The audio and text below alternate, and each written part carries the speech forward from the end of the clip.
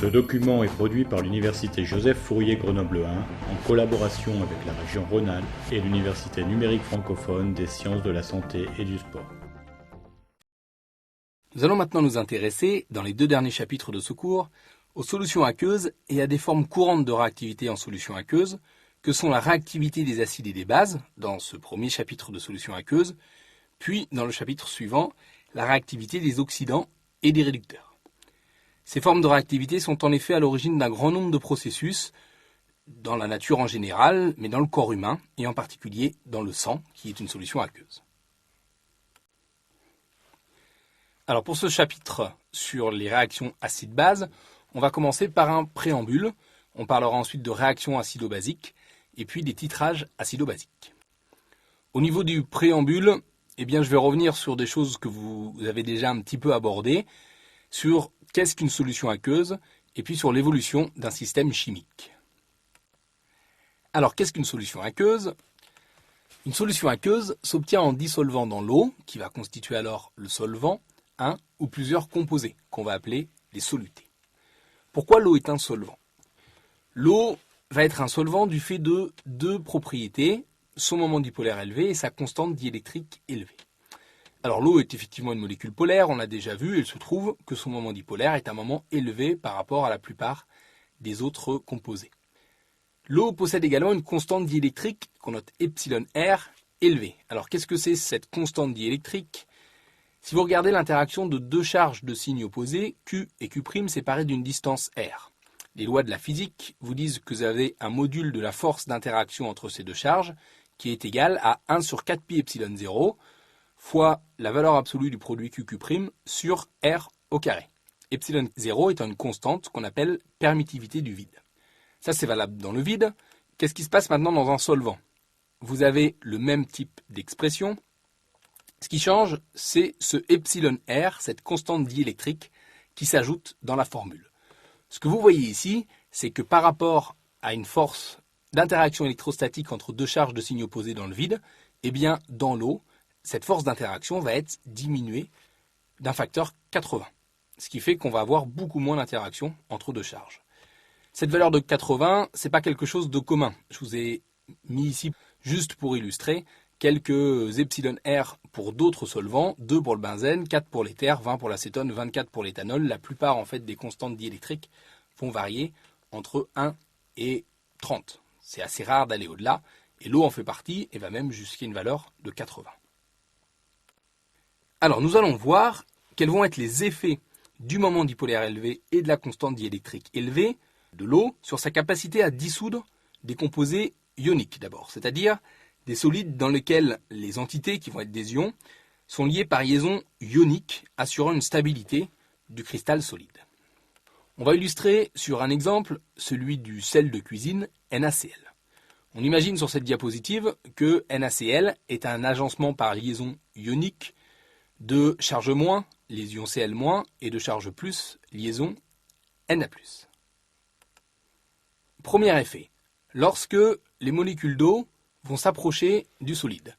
Les molécules d'eau étant polaires, elles vont s'orienter sous l'effet des ions, soit chargés moins, soit chargés plus. Une petite remarque sur cette diapositive, les moments dipolaires de l'eau sont représentés de la densité de charge positive vers la densité de charge négative, étant donné le sens des vecteurs, qui n'est pas la convention que j'avais utilisée auparavant lorsque je vous avais parlé de moments dipolaires, mais ça ne va rien changer à mon propos. Donc lorsque les molécules d'eau s'approchent, on a ce qu'on appelle un effet solvatant ou effet hydratant. On a une interaction en fait ion-dipôle, interaction électrostatique. Une fois que ces molécules d'eau se sont approchées, on va avoir rupture des liaisons ioniques, ce qui va conduire à des ions Cl- et des ions Na+. On a dissocié le cristal ionique, et ça c'est le rôle de la constante diélectrique élevée qui fait que les forces d'interaction qui stabilisaient le cristal sont 80 fois moins importantes dans l'eau et le cristal se casse. Une fois que les ions arrivent en solution, ils vont être solvatés par des molécules d'eau. Donc ça c'est le même principe que tout à l'heure. Vous avez des interactions ion-dipôle qui font que chaque ion va s'entourer de molécules d'eau. C'est encore l'effet du moment dipolaire de l'eau. Et puis dernier effet, vous allez avoir ce qu'on appelle un effet dispersant de l'eau. On va assister à la dispersion des ions solvatés. Alors pourquoi dispersion des ions solvatés? Parce que les ions Na+, et NaCl n'ont plus de raison de rester l'un à côté de l'autre, étant donné que la force d'interaction entre ces deux ions est très faible dans l'eau, du fait de la constante εr importante de ce solvant. Alors les petits schémas que j'ai donnés avant illustraient la possibilité pour des solides ioniques de se solubiliser dans l'eau. Ce schéma s'applique à tous les composés ioniques, mais reste que la solubilité va être très variable. De composés qu'on va qualifier de solubles à composés insolubles. Je vous donne deux exemples. NaCl, le sel de cuisine, vous pouvez dissoudre à température ambiante dans 1 litre d'eau 340 g de sel. Pour CaCO3, le carbonate de calcium, qui est un constituant majeur du calcaire, vous ne pouvez dissoudre que quelques milligrammes par litre d'eau. En fait, la solubilité, ça c'est juste pour information, va dépendre de la force de la liaison ionique dans le cristal, va dépendre du pouvoir polarisant des ions formés, puisque plus un ion va être polarisant, plus il va être solvaté. Et ça va dépendre également de l'influence de la température, influence du pH, influence des autres solutés présents si on ne dissout pas le composé dans l'eau pure, etc., etc. Il ne faut pas retenir l'influence des différents paramètres, juste que des composés ioniques, bien que l'eau soit un solvant, on va pouvoir avoir des solubilités assez différentes. On va s'attacher maintenant à expliquer la mise en solution d'un composé moléculaire ionisable ou partiellement ionisable. Alors, qu'est-ce qui change lorsqu'on va parler d'un composé moléculaire? Eh bien, ça va être cette fois un composé à l'intérieur desquels on a des liaisons covalentes et entre les différentes molécules du composé, on a des liaisons avec des interactions faibles, type Van der Waals ou type liaison hydrogène. Voilà ce qui est un composé moléculaire. Alors on va aller voir deux cas, on va illustrer ce que sont les composés ionisables et partiellement ionisables. Pour les composés ionisables, on va s'appuyer sur l'exemple de HCl, et pour les composés partiellement ionisables, sur l'exemple de CH3COOH, qui est un acide carboxylique.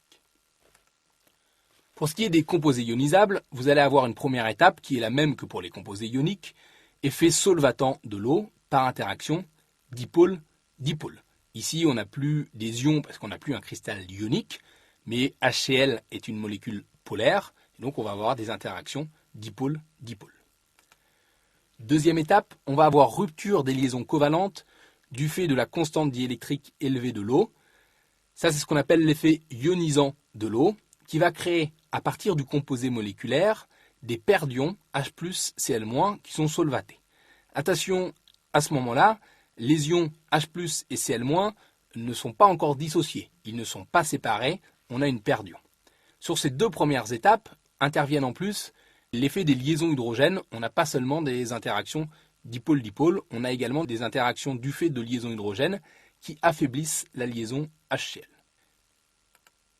Ensuite, troisième étape, on a dissociation des ions. En fait, les deux premières étapes, et surtout la deuxième étape, ça a servi en quelque sorte à rendre le composé moléculaire un petit peu analogue à un composé ionique. Et puis après, on retrouve les mêmes étapes, dissociation des ions, effet dissociant de l'eau, du fait de sa constante diélectrique, puis solvatation des ions, effet solvatant, puis dispersion des ions solvatés, effet dispersant.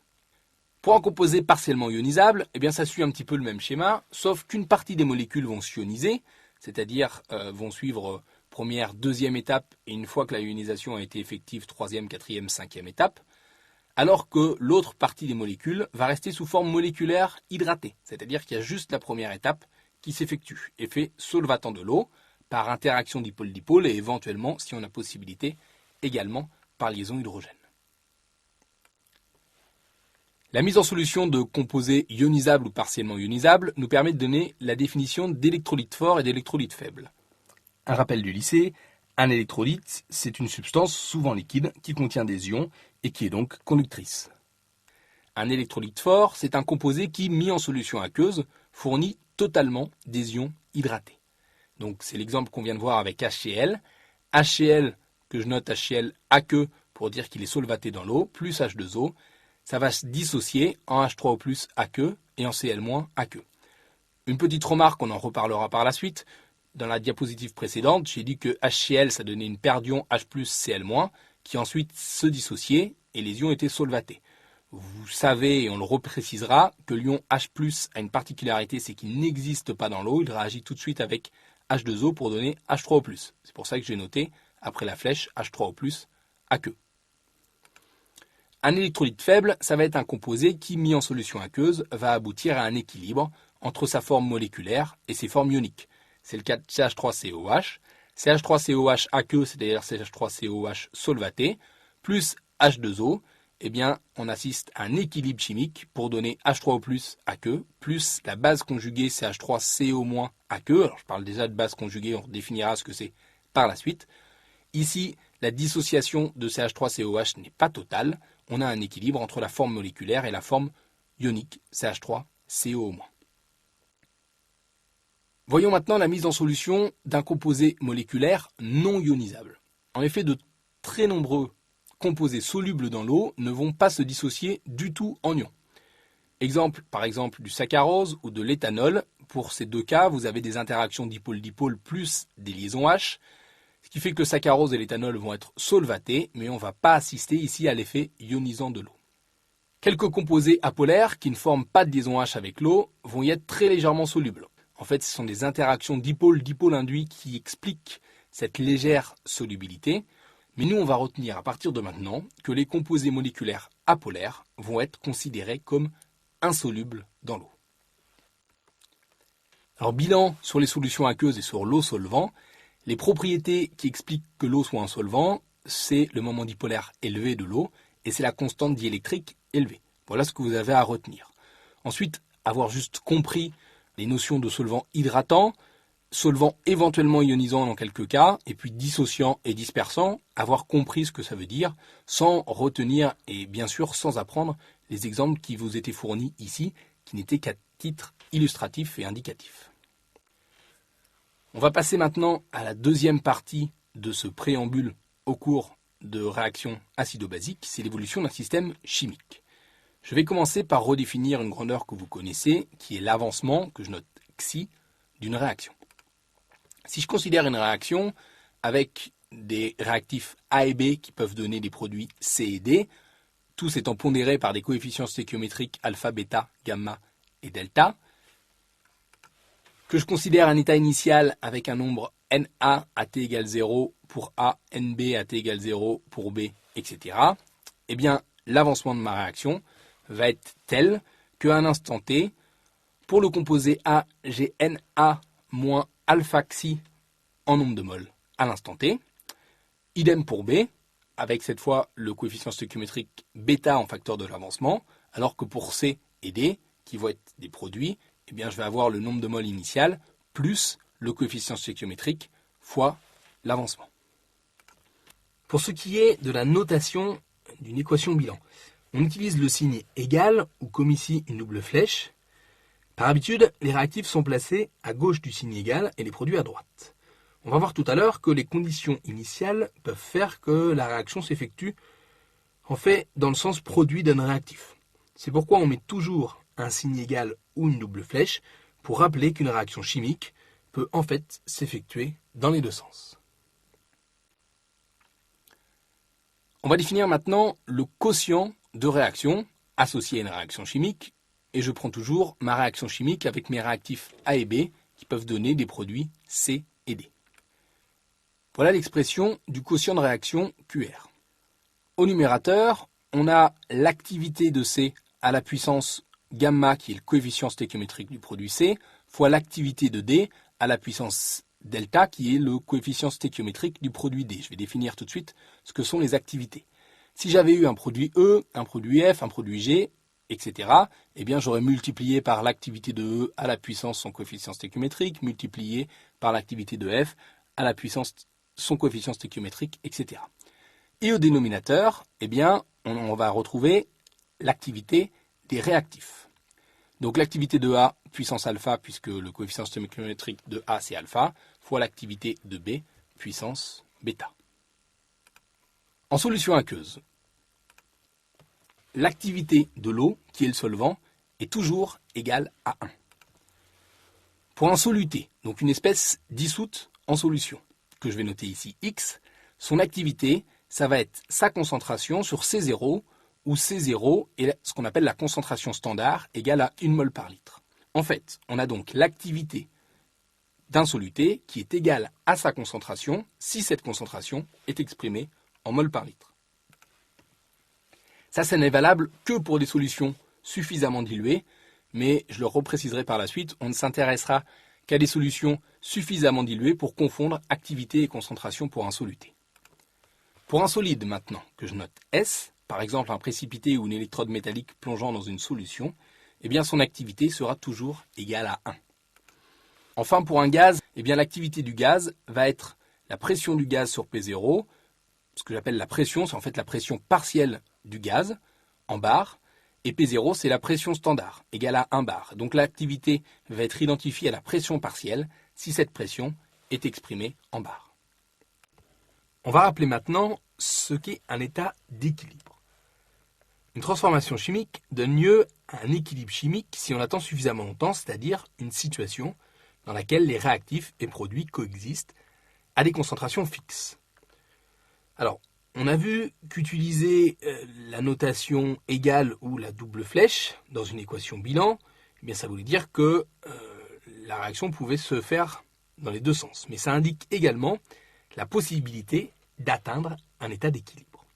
Bon, c'est en fait lié, car je vous rappelle ce que vous avez déjà vu dans votre cursus antérieur, un équilibre chimique est dynamique, c'est-à-dire qu'à l'état d'équilibre, il y a constamment des réactifs qui se transforment en produits, dans le sens 1, et des produits qui se transforment en réactifs, dans le sens 2. La vitesse de ces deux transformations étant égale à l'équilibre, les concentrations des réactifs et des produits restent constantes. La notion de quotient de réaction va permettre de donner un caractère quantitatif à cette notion d'équilibre chimique. À l'équilibre chimique, le quotient de réaction va être égal à K0, où K0 est la constante d'équilibre, grandeur qui ne dépend que de la température, et qui, à température constante, est une donnée pour la réaction considérée. K0 a la même forme que le quotient de réaction, avec, au niveau des activités, j'ai précisé un indice infini, de manière à préciser qu'on est à l'état d'équilibre. Le signe infini veut dire en fait qu'on a attendu suffisamment de temps pour permettre au système d'évoluer vers l'équilibre chimique. On peut également trouver la notation EQ pour équilibre. Le problème, c'est lorsque l'on parle de dosage et qu'on définit une notion que vous connaissez déjà qui est la notion d'équivalence, on a tendance avec cette notation EQ à confondre l'équilibre et l'équivalence. C'est pour ça que moi, pour caractériser un état d'équilibre, je préfère la notation infinie en indice. Alors si j'imagine maintenant un système où je mets à la fois A, B, C et D. La réaction peut se faire dans un sens ou dans l'autre, je ne sais pas quels sont mes réactifs, je ne sais pas quels sont mes produits. Et en fait, la comparaison de la valeur du quotient de réaction initiale et de K0 va nous permettre de déterminer le sens d'évolution d'un système. Si le quotient de réaction est inférieur à K0, qui est une donnée lorsque la température est fixée, alors le système évolue dans le sens de formation de C et D, ce qu'on appelle le sens direct ou le sens 1. Donc ça se comprend aisément. Pour le système, spontanément, il va vouloir atteindre un état d'équilibre, donc il va falloir augmenter le quotient de réaction pour atteindre la valeur de K0. Pour augmenter le quotient de réaction, eh bien, on va augmenter les quantités de matière de C et D, donc les activités de C et D, et diminuer les quantités de matière de A et B, donc diminuer les activités de A et B, ce qui fait qu'on va bien augmenter le quotient de réaction. En particulier, si je ne mets que A et B, le quotient de réaction initial c'est 0, car l'activité de C et l'activité de D c'est 0, et le système va évoluer dans le sens 1. Et donc si je mets que A et B, ou je considère A et B ce sont mes réactifs, forcément le système va évoluer dans le sens 1. A l'inverse, si le quotient de réaction est supérieur à la constante d'équilibre, le système va évoluer dans le sens de la formation de A et B, le sens indirect, qu'on appelle aussi le sens 2, ou parfois le sens -1. Bon, même justification, le système spontanément, il va chercher à atteindre un état d'équilibre, il va falloir diminuer la valeur du quotient de réaction, et ça peut se faire en diminuant l'activité de C et l'activité de D, et en augmentant l'activité de A et l'activité de B. C'est-à-dire que la réaction va se faire de manière à transformer C et D en A et B. Alors de la même manière, si je ne mets au départ, dans mon état initial, que C et D, le quotient de réaction associé à la réaction telle que je l'ai écrite ici avec l'équation bilan, avec A et B à gauche et C et D à droite. Alors le quotient de réaction est infini, c'est-à-dire il est forcément supérieur à K0, et donc forcément si je n'ai que C et D, le système va évoluer dans le sens 2 pour former une certaine quantité de A et B. Donc dans ce cas-là, C et D sont mes réactifs et A et B sont mes produits. Il peut arriver qu'on introduise A, B, C, D de manière que QR soit exactement égal à K0. Dans ce cas-là, le système est dans son état d'équilibre et il n'y a absolument pas d'évolution. On mélange l'ensemble des composés, mais il n'y a pas de réaction chimique. On va maintenant définir ce que sont les réactions totales et les réactions nulles. Alors je considère un système avec les composés A, B, C et D. Si jamais la réaction est très fortement déplacée dans le sens 1, je vais dire que si je m'intéresse à la transformation composé AB en composé CD, la réaction va être totale et l'avancement final va être de l'ordre de l'avancement maximum. A l'inverse, si la réaction est très fortement déplacée dans le sens 2, je vais dire si je m'intéresse à la transformation AB donne C et D, je vais dire que la réaction va être nulle et l'avancement final va être proche de 0. Alors si une réaction est totale dans un sens, elle est nulle dans l'autre et vice-versa. Donc en fait, quand je parle de réaction totale ou réaction nulle, il faut que j'ai précisé la transformation auquel je m'intéresse. Est-ce que c'est la transformation AB donne CD qui m'intéresse ou CD donne AB qui m'intéresse?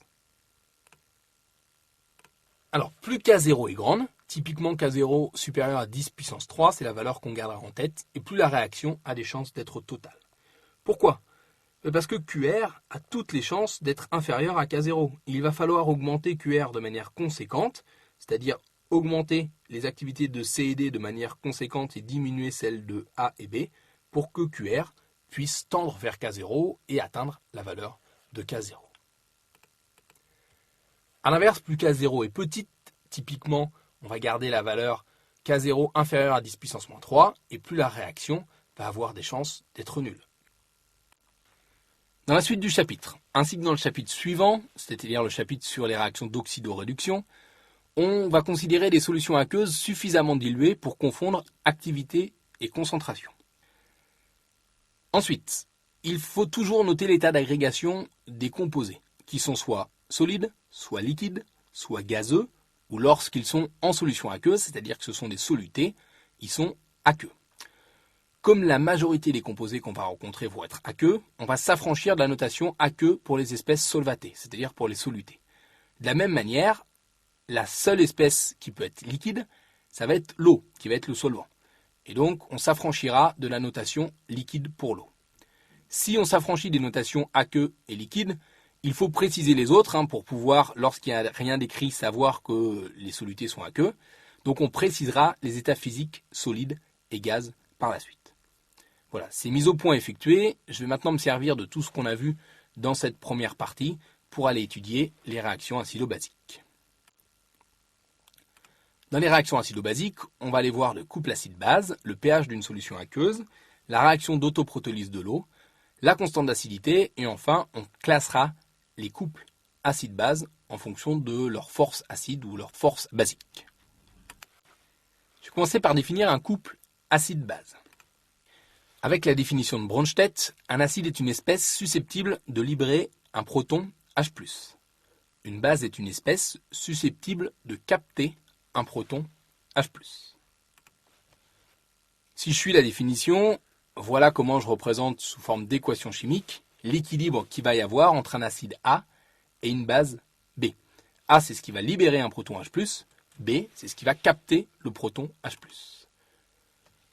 Lorsque un acide A et une base B peuvent être décrites par l'équation chimique ci-dessus, ils vont être dits conjugués et ils vont former un couple acide-base AB. Exemple de couple acide-base, on va commencer par l'ion oxonium ou hydronium ou hydroxonium, H3O+, et l'eau. Effectivement, H3O+, est susceptible de perdre un proton H+, pour donner de l'eau. L'eau est susceptible de capter un proton H+, pour donner H3O+. H3O+, H2O forment un couple acide-base. Deuxième exemple, l'eau et l'ion hydroxyde. L'eau jouant ici le rôle d'acide et l'ion hydroxyde la base conjuguée. Une remarque d'écriture, l'ion hydroxyde est noté comme ici OH- ou ce qui est préférable et ce qui est plus juste, HO-.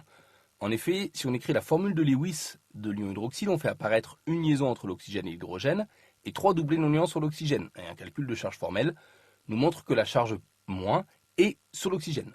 C'est pourquoi la notation HO- est préférable à la notation OH-. Toutefois, dans mon cours, vous trouverez pour l'ion hydroxyde la notation OH-, juste parce que c'est une mauvaise habitude tenace dont j'ai du mal à me défaire.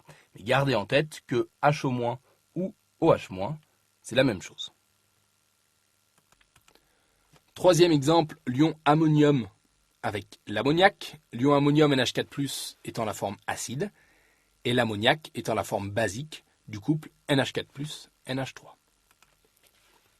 Dernier exemple avec l'acide éthanoïque, également appelé acide acétique, et sa base conjuguée qui est l'ion éthanoate, également appelé l'ion acétate. L'acide éthanoïque, c'est CH3COOH, sa base conjuguée, CH3CO-.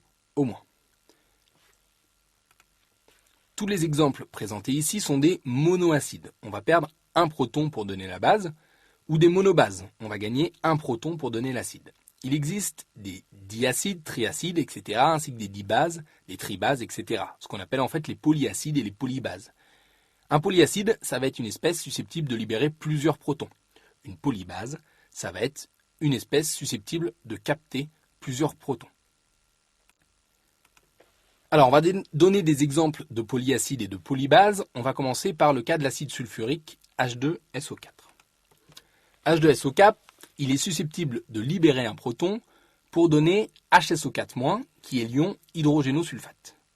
Puis HSO4-, il est susceptible de libérer un autre proton pour donner SO4 de moins.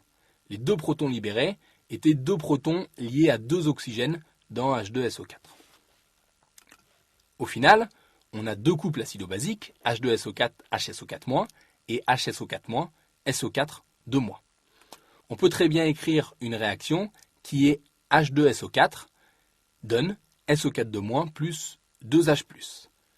H2SO4 est donc susceptible de libérer deux protons, SO4 de moins, à l'inverse, est susceptible de capter deux protons pour donner H2SO4.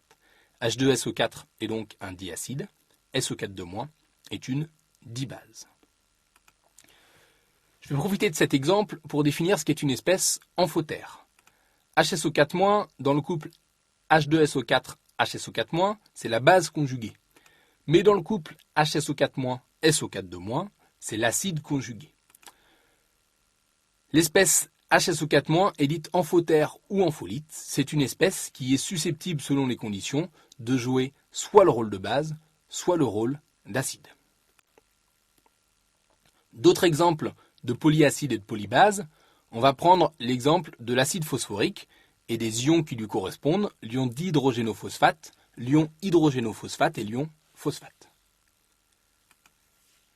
L'acide phosphorique, c'est H3PO4. On a 3 hydrogènes qui sont liés en fait à 3 oxygènes dans cette molécule et qui vont pouvoir partir. H3PO4 peut perdre un hydrogène pour donner l'ion dihydrogénophosphate, H2PO4-. Lui-même peut perdre un hydrogène pour donner l'ion hydrogénophosphate, HPO4 de moins.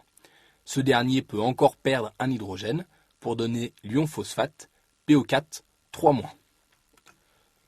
H3PO4 va être un triacide, PO4 3-, une tribase. H2PO4- va être une espèce amphotère qui peut jouer le rôle soit d'acide, soit de base. On peut remarquer aussi que dans les définitions, on peut dire que H2PO4 est un diacide puisqu'il peut perdre 2 protons pour donner PO4 3-, et c'est une monobase puisqu'il peut capter un proton pour donner H3PO4.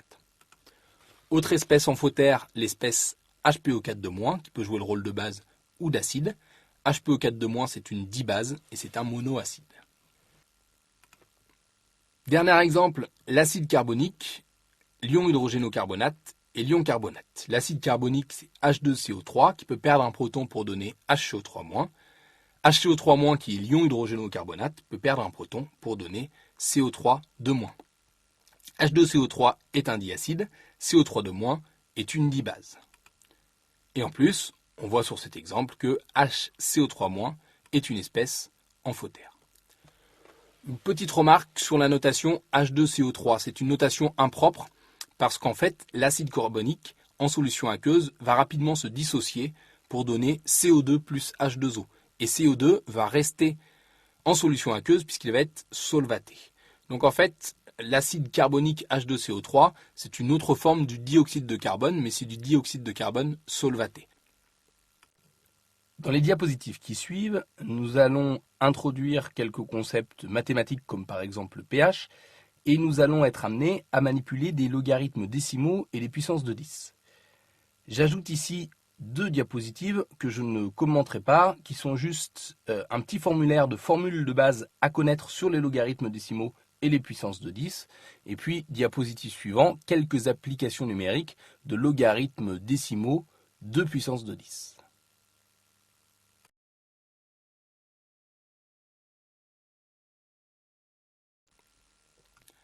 Nous allons maintenant nous intéresser au pH d'une solution aqueuse. En solution aqueuse, j'ai déjà précisé, H+ n'existe pas. H+ va tout de suite réagir avec une molécule d'eau pour donner l'ion H3O+. En plus, l'ion H3O+, va ensuite être solvaté, va donner l'ion H3O+ aqueux. Le pH, par définition, c'est moins log de l'activité de H3O+. Je note pas ici le caractère aqueux de H3O+, j'avais dit que je m'affranchirais de la notation aqueux pour les solutés. En milieu très acide, le pH va pouvoir tendre vers 0. En milieu très basique, il va tendre vers 14. En solution aqueuse diluée, on va confondre activité de H3O+, et concentration de H3O+, et on va dire que le pH, c'est moins log de la concentration de H3O+, ce qu'on gardera comme définition. Ce n'est valable qu'en solution aqueuse diluée, mais on travaillera dans des solutions aqueuses diluées. Ceci équivaut, un petit tour de mathématiques, à H3O+ égale 10 puissance moins pH. Il faut savoir passer du pH égale moins log de la concentration à la concentration est égale à 10 puissance moins pH. Nous allons maintenant voir la réaction d'autoprotolyse de l'eau. L'eau est une espèce amphotère. Effectivement, l'eau dans le couple H2O-OH- a un caractère acide. Mais dans le couple H3O+H2O, l'eau a un caractère basique. J'écris ici les 2 réactions qui montrent le caractère acide de l'eau et le caractère basique de l'eau. Si je fais la somme de ces 2 réactions, eh bien je vais obtenir H2O plus H2O, c'est-à-dire 2 molécules de H2O, qui réagissent entre elles pour donner OH- plus H3O+. En fait, ça c'est un équilibre chimique, c'est ce qu'on appelle l'équilibre d'autoprotolyse de l'eau, et il est caractérisé par sa constante d'équilibre, Ke, qu'on appelle produit ionique de l'eau. Et cet équilibre a toujours lieu en solution aqueuse. Certaines des molécules d'eau vont réagir entre elles pour donner OH- et H3O+.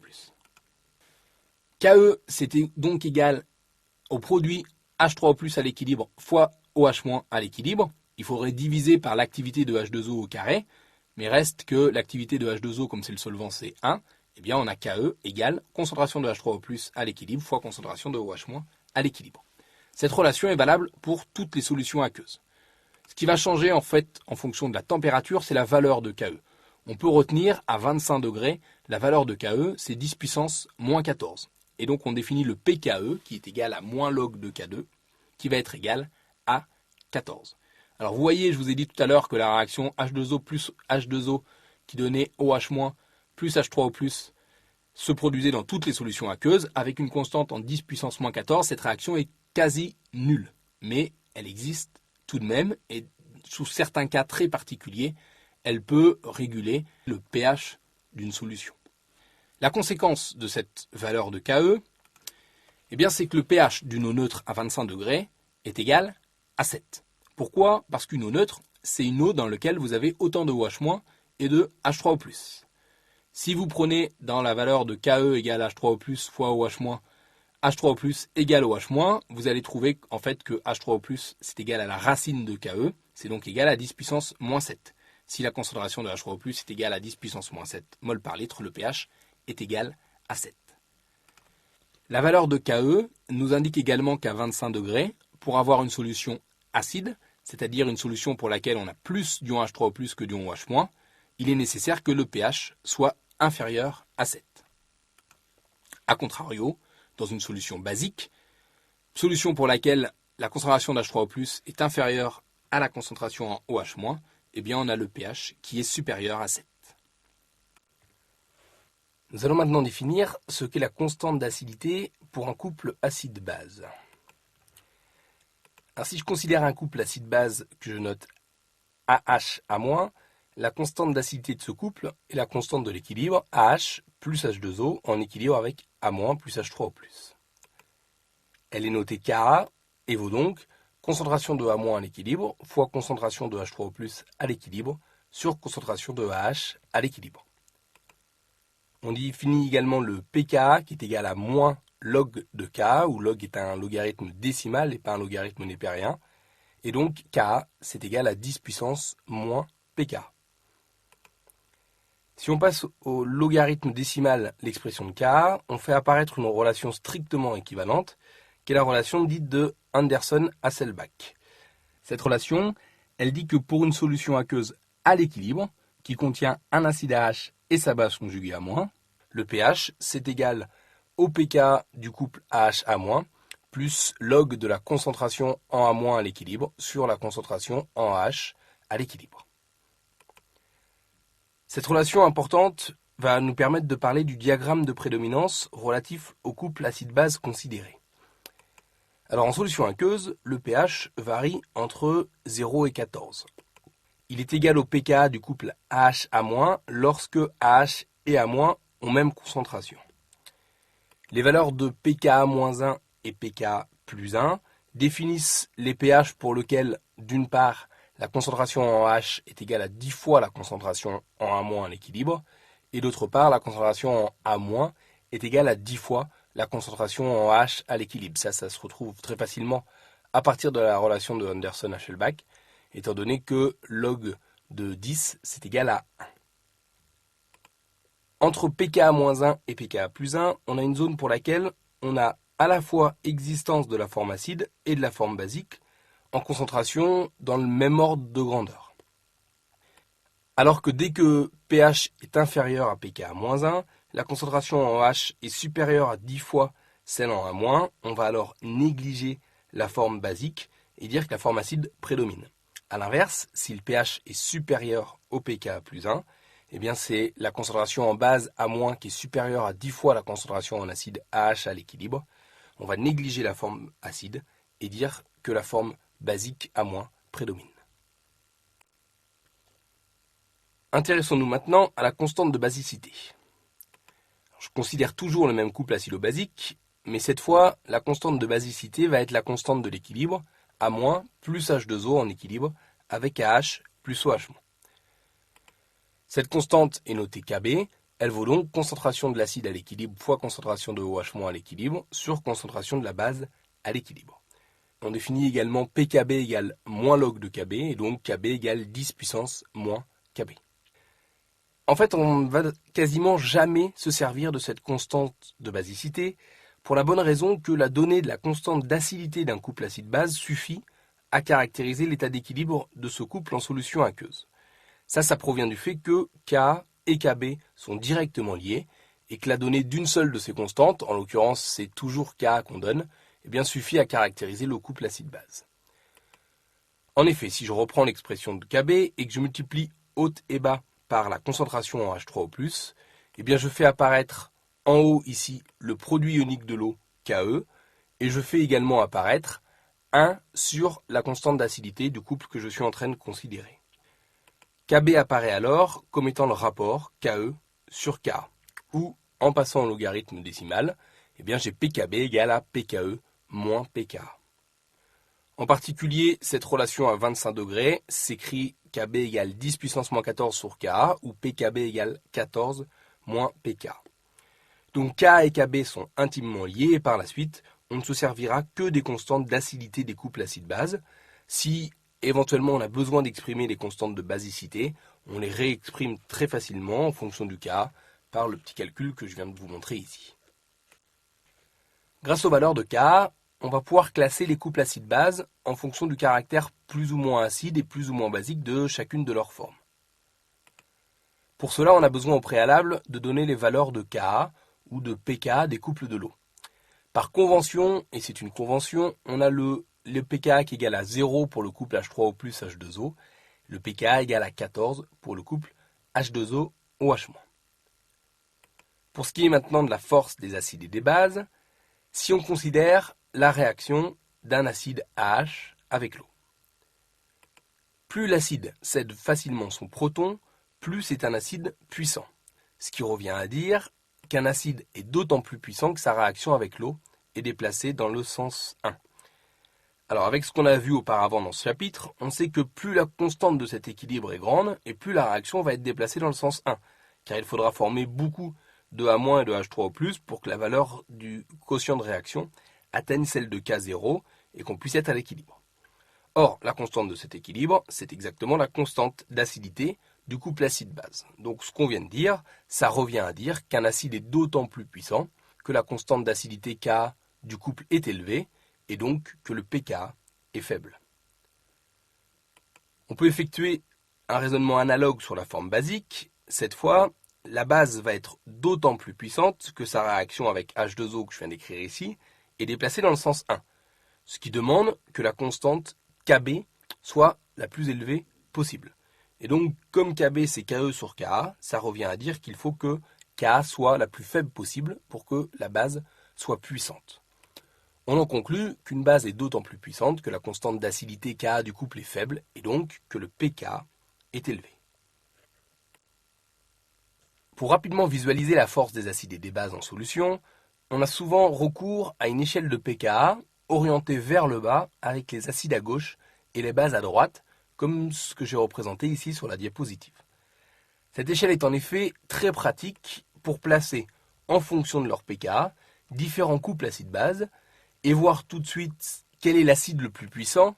Ici, étant donné que plus le pKa est faible, plus l'acide est puissant, ça va être l'acide 1 qui va être l'acide le plus puissant en solution.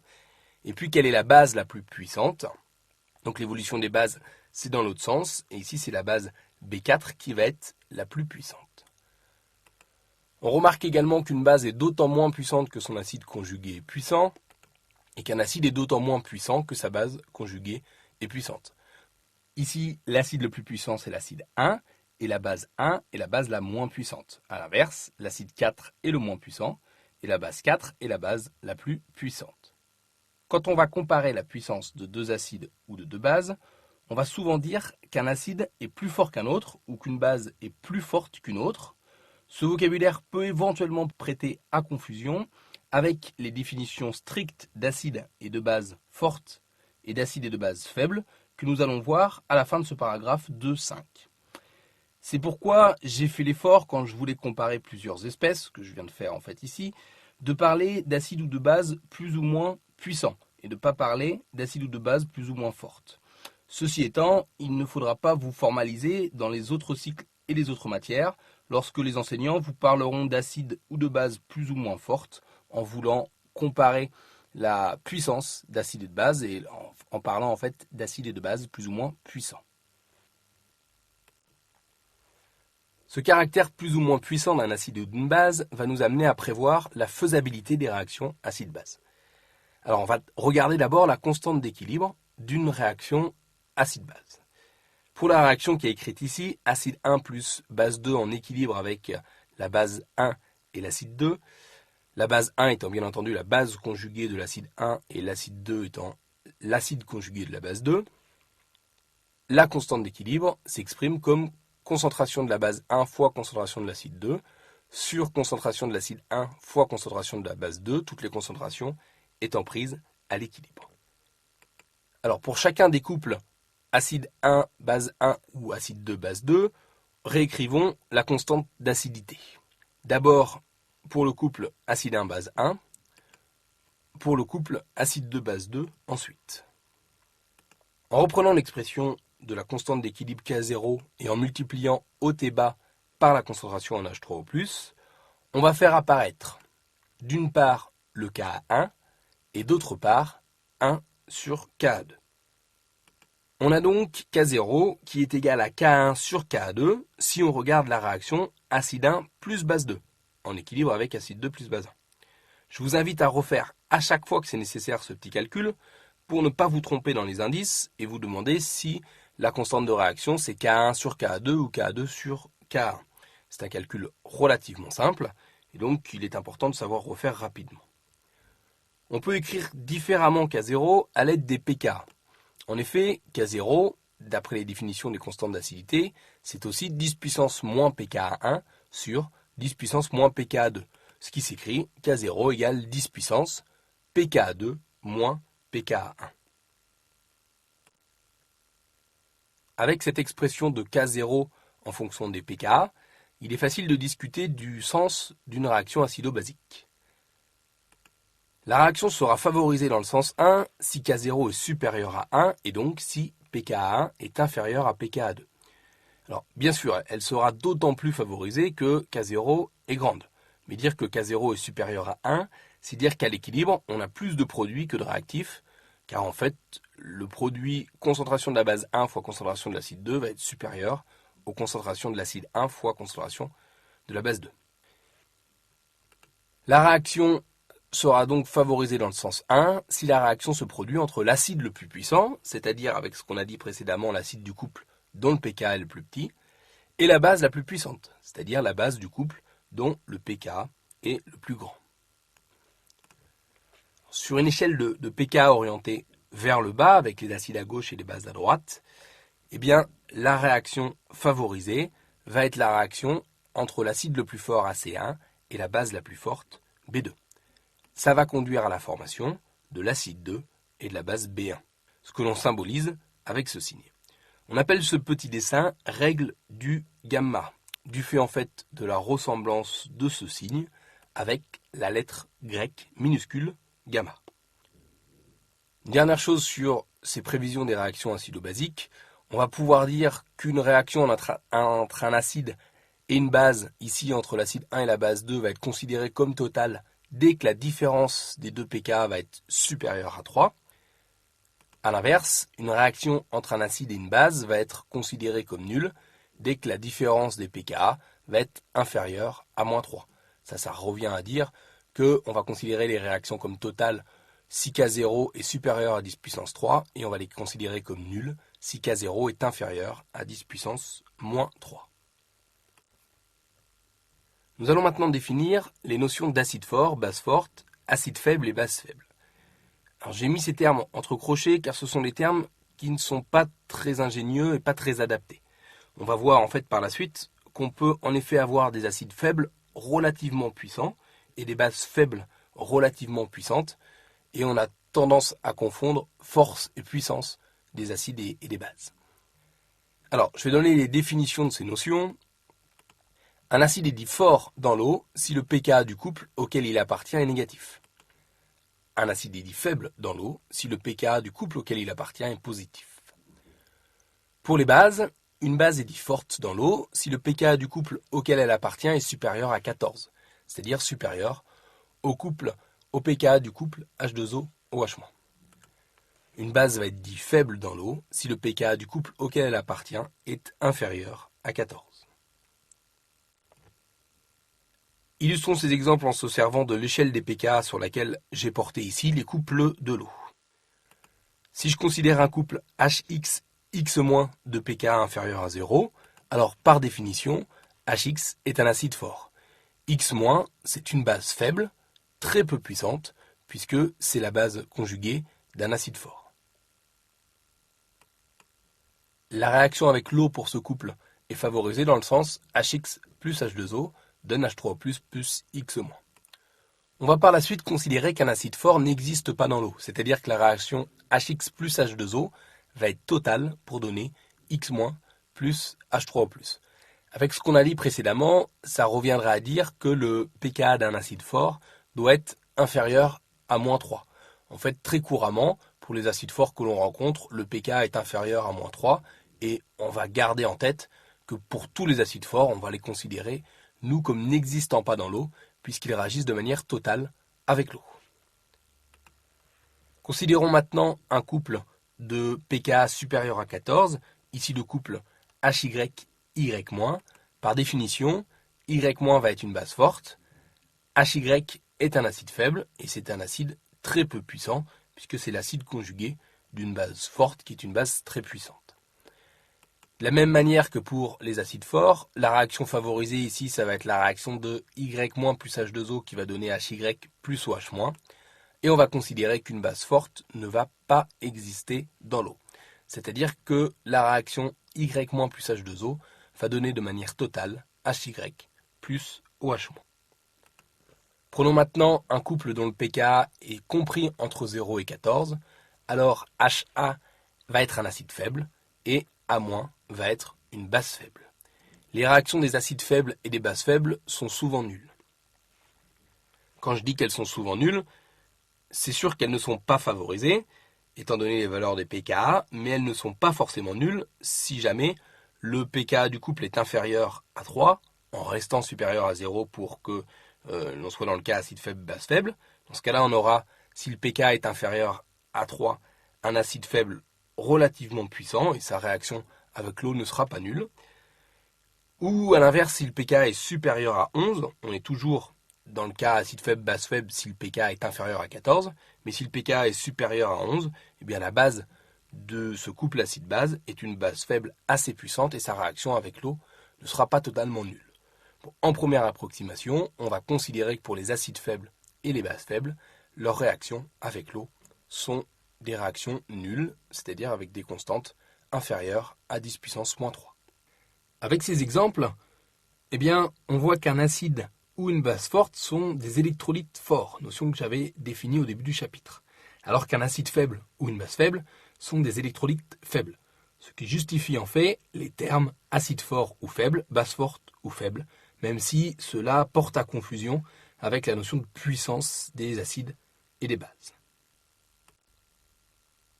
Appliquons maintenant tout ce qu'on vient de dire au calcul de pH d'une solution à l'équilibre, en allant regarder deux cas simples. Premier cas, une solution d'acide fort. Je vais considérer le couple HCl-Cl- de pKa égale -7 à 25 degrés. La question que je pose, c'est quel est le pH à l'équilibre d'une solution de HCl à une concentration initiale de 10-2 mol par litre. Le grand M ici est la notation molaire qui revient à la notation mol par litre. Alors la réaction qui se produit, c'est la réaction de HCl avec l'eau qui donne de manière totale Cl- plus H3O+, étant donné qu'HCl est un acide fort car le pKa de son couple est inférieur à 0. La constante d'équilibre vaut 10 puissance 7. On retrouve bien le fait que cette réaction va être totale. L'état d'équilibre final, ça va donc être une concentration en Cl- égale à celle de H3O+, égale à 10-2 mol par litre, c'est-à-dire la concentration initiale en HCl. Je vais considérer que globalement on n'a plus de HCl. Le pH par définition c'est moins log de la concentration en H3O+, donc ici moins log de 10-2, ce qui donne, étant donné qu'on est en logarithme décimal, plus 2. Même exercice avec cette fois une solution d'acide acétique CH3COH qu'on peut noter aussi ACOH. Alors le pKa du couple acide acétique CH3COH ion acétate CH3CO- vaut 4,8 à 25 degrés. CH3COH est donc un acide faible, CH3CO- une base faible. Que vaut le pH à l'équilibre d'une solution d'acide acétique ACOH à une concentration initiale 10-2 mol par litre? La réaction qui se produit, eh bien, c'est la réaction de l'acide avec l'eau qui donne en équilibre la base conjuguée plus H3O+. On peut calculer avec la différence des pKa la constante d'équilibre K0 qui vaut 10 puissance moins 4,8. On va donc considérer la réaction comme nulle. L'état d'équilibre final, eh bien, ça va être une concentration d'environ 10-2 mol par litre pour l'acide acétique. Et pour la base et H3O+, eh bien, on va dire qu'on va en former juste epsilon, c'est-à-dire une quantité extrêmement petite. Mais on peut quantifier cette quantité extrêmement petite, au moins son ordre de grandeur, en disant que K0, qui vaut donc 10 puissance moins 4,8, c'est la concentration de la base fois la concentration en H3O+, le tout étant à l'équilibre sur la concentration de l'acide ACOH à l'équilibre, et c'est donc environ epsilon carré sur 10-2.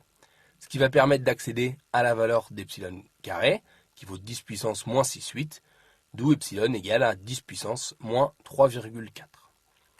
On en déduit alors le pH de la solution, qui vaut moins log de H3O+, donc moins log de 10 puissance moins 3,4, ce qui fait 3,4. On aurait très bien pu calculer ici, par la relation de Anderson, ce pH, étant donné que, à l'état d'équilibre, on a en solution et la forme acide ACOH et un petit peu de forme basique AC-, eh bien on peut utiliser la relation pH égale pK plus log de la concentration de la base sur la concentration de l'acide. On trouverait exactement la même valeur de pH. Dans la dernière partie de ce cours, nous allons maintenant nous intéresser au titrage acido-basique. On va commencer par voir leur définition, on va parler de la notion d'indicateur coloré, et on ira voir ce qu'est une solution tampon. Alors la définition d'un titrage acido-basique, doser, c'est déterminer la concentration. On a différentes possibilités pour doser, c'est-à-dire déterminer la concentration d'un composé. Lorsque l'on dose par dosage destructif, on va parler de titrage. Un titrage, c'est un dosage où l'espèce à doser réagit avec un autre réactif selon une transformation chimique. Dosage destructif, c'est-à-dire que la réaction chimique s'étant effectuée, on a perdu notre réactif à doser. Donc il faut en prendre un échantillon qui va être détruit lorsqu'on va le titrer. Le plus souvent, pour ceux qui ont une formation scientifique, eh bien vous avez déjà effectué des dosages acido-basiques et vous utilisiez des burettes pour mettre le titrant et l'espèce à titrer dans, par exemple, comme ici, un Erlenmeyer. Une réaction de titrage doit toujours être totale et rapide. C'est une condition sine qua non pour servir de réaction de titrage acido-basique. Le but du jeu, c'est repérer l'équivalence, c'est-à-dire le point où toute l'espèce à doser a réagi avec le réactif introduit, qu'on appelle le titrant. L'équivalence peut être opérée par diverses méthodes, mais en particulier à l'aide d'indicateurs de fin de réaction, qu'on va appeler, dans le cas des réactions acido-basiques, des titrages acido-basiques, un indicateur coloré. On va parler alors de titrage colorimétrique. Alors, un indicateur coloré acido-basique, c'est un couple acide-base, mais avec une propriété de coloration, la forme basique en fait ne va pas avoir la même couleur que la forme acide. Et puis on a une zone de virage avec une couleur souvent qui dépend des colorations des formes acides et basiques. J'ai pris l'exemple ici d'un indicateur coloré qui serait jaune sous sa forme acide, bleu sous sa forme basique et qui aurait donc une zone de virage verte. Je vais représenter ici une allure classique d'évolution du pH en fonction du volume de titrant versé. Ici, ce serait l'exemple du titrage d'un acide par une base, puisque le pH augmente au fur et à mesure du volume versé, c'est qu'on ajoute une base dans notre milieu. L'équivalence, ça va être l'endroit où on a un saut de pH. On va définir ce qu'on appelle un volume équivalent, qui est le volume versé pour lequel on a neutralisé le composé à doser, et on définit également un pH à l'équivalence. Le but du jeu des dosages, c'est donc de repérer l'équivalence, c'est-à-dire d'accéder aux valeurs du volume équivalent et éventuellement du pH à l'équivalence. Si j'utilise un indicateur coloré dont la zone de virage se situe en dessous du pH à l'équivalence, on voit ici qu'il n'est pas adapté pour repérer l'équivalence. A l'inverse, si jamais la zone de virage a un pH s'effectue à un pH trop élevé, eh bien il ne sera pas adapté au pH à l'équivalence du dosage que je considère ici. Mon indicateur ne sera adapté que si sa zone de virage inclut le pH à l'équivalence. Alors avant de faire un dosage acido-basique, il faut avoir une idée de la valeur que va prendre le pH à l'équivalence, ou de son ordre de grandeur, et on choisira en fonction un indicateur coloré, puisqu'il en existe divers, avec des zones de virage pour des pH plus ou moins importants. Nous allons maintenant nous intéresser aux solutions tampons, en commençant par donner leur définition. Une solution tampon, c'est une solution dont le pH varie peu, soit par addition d'un acide fort ou d'une base forte, soit par dilution. En biologie, les solutions tampons sont importantes. Par exemple, le sang, la salive ou le suc gastrique sont des solutions tampons. J'ai redessiné ici à nouveau l'évolution du pH en fonction du volume versé pour le titrage d'un acide par une base. Cette évolution est en fait celle d'un titrage d'un acide faible par une base forte. Je constate qu'il y a un endroit où, lorsque j'ajoute ma base, le pH varie peu. Et donc, par ajout de base forte, j'ai une zone où, même si j'ajoute ma base forte, le pH varie peu. Il se trouve que cette zone, elle se situe autour de ce qu'on appelle la demi-équivalence, c'est-à-dire pour des volumes autour de la valeur du volume équivalent divisé par 2. À la demi-équivalence, j'ai en fait dosé la moitié de mon acide. J'ai transformé la moitié de son acide en sa base conjuguée. J'ai donc en solution des concentrations d'acide et de sa base conjuguée qui sont à peu près identiques et qui sont exactement identiques à la demi-équivalence. En appliquant la loi pH égale pKa plus log de la concentration de la base sur la concentration de l'acide, eh bien je vois qu'en fait la zone sur laquelle je suis en train de discuter, c'est une zone pour laquelle on a pH qui est à peu près égal à pKa et pH égal à pKa quand on est strictement à la demi-équivalence. On va pouvoir généraliser en fait une solution qui va être constituée d'un acide et de sa base conjuguée en proportion à peu près équimolaire, c'est-à-dire avec un pH environ égal à pKa, va être une solution tampon. Et voilà comment on va pouvoir construire des solutions tampons. On va mélanger un acide et sa base conjuguée en proportion à peu près équimolaire. On va considérer que la solution va être effectivement tampon dès lors que le pH va être situé dans une zone comprise entre pKa-1 et pKa plus 1. Ainsi se termine donc le cours sur les réactions acido-basiques. Qu'est-ce qu'il va falloir retenir de ce cours? Dans la première partie, on a introduit des concepts sur l'eau solvant. Il faut comprendre les notions d'eau comme solvant hydratant, ionisant, dissociant ou dispersant. Avoir en tête que des espèces ioniques ainsi que les espèces polaires sont des espèces plutôt solubles. A l'inverse, les espèces apolaires sont des espèces plutôt insolubles. Pour la partie sur le quotient de réaction, comprendre ces concepts qui sont utilisés par la suite, qu'on a déjà utilisés dans la fin du cours sur la réaction acido-basique et qu'on réutilisera dans le chapitre suivant. Pour ce qui est du grand 2, c'est une partie fondamentale au niveau de la définition d'un acide et d'une base, au niveau de la définition du couple, au niveau de la constante d'acidité, de la définition du pH, etc., et des prévisions des réactions acido-basiques. Pour le grand 3, il faut juste avoir en tête ce qu'est un titrage, une équivalence, un indicateur coloré et une solution tampon.